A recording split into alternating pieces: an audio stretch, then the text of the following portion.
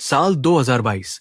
राजस्थान के एक छोटे से कस्बे में रहने वाला अभिषेक एक प्राइवेट कंपनी में नाइट शिफ्ट करता था। उस रात भी वो देर से घर लौटा और खाना खाकर सो गया। लेकिन रात के ठीक 2:13 पर उसका मोबाइल अचानक बज उठा। स्क्रीन पर कोई नंबर नहीं था, सिर्फ लिखा था अननोन कॉलर। अभिषेक ने घबराते हुए कॉल रिसीव की। हेलो, कौन बोल रहा है? कुछ सेकंड तक दूसरी तरफ से सिर्फ किसी की धीमी धीमी सांसों की आवाज आती रही।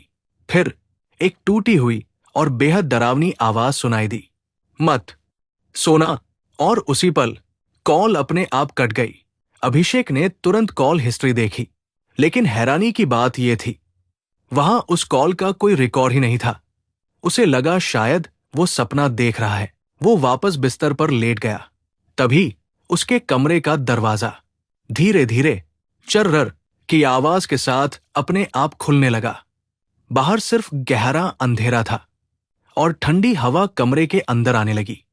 अभिषेक अभी दरवाजे की तरफ देख ही रहा था कि उसका मोबाइल फिर से बज उठा। स्क्रीन पर एक बार फिर वही शब्द चमक रहे थे, अननोन कॉलर। इस बार उसके हाथ डर से कांप रहे थे। अभिषेक ने कांपते हाथों से टॉर्च उठाई और धीरे धीरे कमरे से बाहर निकलने लगा। गलियारे में गहरा अंधेरा था, लेकिन वहां कोई दिखाई नहीं दे रहा था। तभी पीछे से किसी के चलने की धीमी आवाज आई। अभिषेक ने तुरंत मुड़कर टॉर्च की रोशनी डाली, लेकिन वहां कोई नहीं था। उसकी धड़कनें तेज होती जा रही थी। वो वापस अपने कमरे में लौटा तो उसका मोबाइल अपने आप ऑन हो गया। स्क्रीन पर एक पुरानी तस्वीर खुली हुई थी। उस तस्वीर में वही कमरा था, लेकिन बिस्तर पर कोई और सो रहा था और उसके पीछे सफेद कपड़ों में वही रहस्यमयी औरत खड़ी थी। अभिषेक घबरा गया। उसने तुरंत फोन बंद करने की कोशिश की, लेकिन फोन अपने आप एक ऑडियो रिकॉर्डिंग चलाने लगा। रिकॉर्डिंग में किसी औरत की धीमी आवाज गूंज रही थी, मैं हर रात एक नया घर ढूंढती हूं। इतना सुनते ही कमरे का दरवाजा जोर से बंद हो गया। लाइट पूरी तरह बुझ गई। अब पूरे कमरे में सिर्फ टॉर्च की हल्की रोशनी थी और उसी रोशनी में अभिषेक ने देखा वही औरत उसके बिस्तर के ठीक पास खड़ी थी। उसका चेहरा अब भी बालों से ढका हुआ था, लेकिन वो धीरे धीरे अभिषेक की ओर बढ़ रही थी।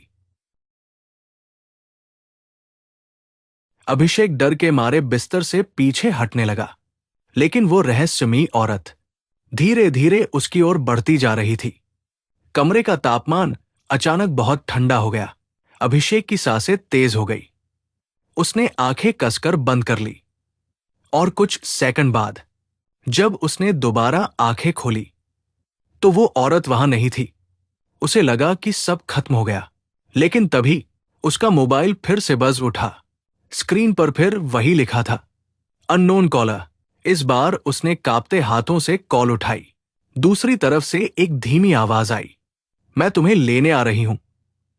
अचानक कमरे की सारी चीजें अपने आप हिलने लगी। टेबल पर रखा लैंप गिर गया। खिड़कियां जोर जोर से खुलने और बंद होने लगी।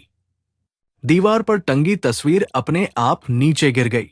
अभिषेक पूरी ताकत से कमरे से बाहर भागा, लेकिन जैसे ही वो मुख्य दरवाजे तक पहुंचा, दरवाजा अपने आप बंद हो गया। पीछे से फिर वही ठंडी आवाज सुनाई दी, अब बचकर कहां जाओगे? अभिषेक ने धीरे धीरे पीछे मुड़कर देखा और उसके सामने वही सफेद कपड़ों वाली औरत अब पहले से भी ज्यादा करीब खड़ी थी।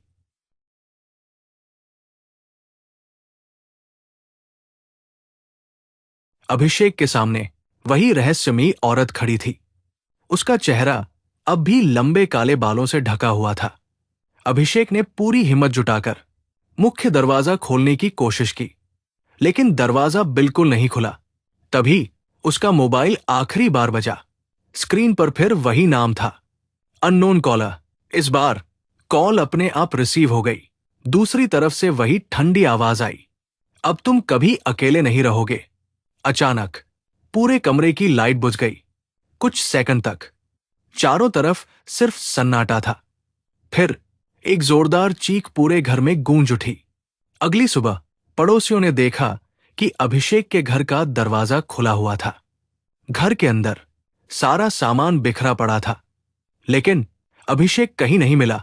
उसका मोबाइल बिस्तर पर रखा था।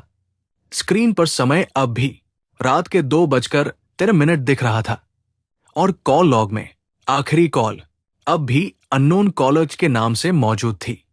कहते हैं उस दिन के बाद हर साल उसी तारीख को ठीक 2:13 पर किसी न किसी अजनबी के फोन पर एक अनजान कॉल जरूर आती है, और अगर कोई उसे उठा ले तो फिर वो इंसान कभी पहले जैसा नहीं रहता।